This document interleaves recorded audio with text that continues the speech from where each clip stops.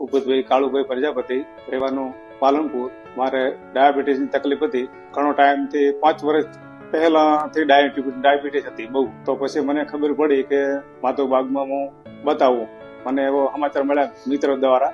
તો માધવબાગમાં હું ગયો તો પછી સાહેબે મને બધું કીધું મને કે તમે આ રીતે બધું લ્યો અને તમારે નીલ થઈ જાય છે. તો પછી હું આજે ડાયાબિટીસ મારે એકદમ ગોળી ચાલુ હતી 5 વર્ષથી, તો તોય કંટ્રોલ રહેતી નથી. સાહેબે ચાલુ કરી દેવા તો મારે એકદમ કંટ્રોલ થઈ ગઈ. હાલ બિલકુલ ડાયાબિટીસ રહી નથી. પણ મારે હૃદયની તકલીફ બહુ હતી.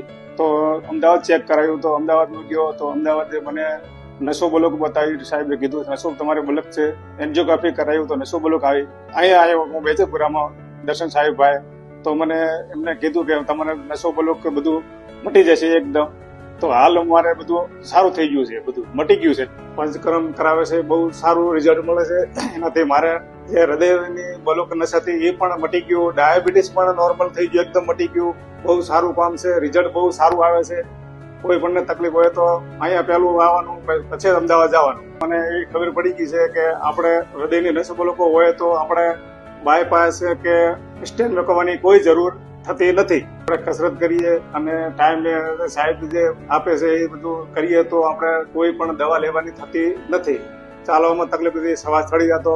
હાલ મારે શ્વાસ પણ મટી ગયો એકદમ, અને શરીર એકદમ સારું બની ગયું. અને આળસું પણ બહુ હતું શરીર, પણ એ પણ બહુ એકદમ નોર્મલ થઈ ગયું. બધી રીતે સારું છે. હાલ હું ગોળીઓ લેતો હતો ડાયાબિટીસની અને હૃદયની, પણ એ પણ એક બી ગોળી હાલ બીજું બધી બંધ છે. એટલે હાલ હું આ ડાયાબિટીસ કે હૃદયની એકદમ મુક્ત છું.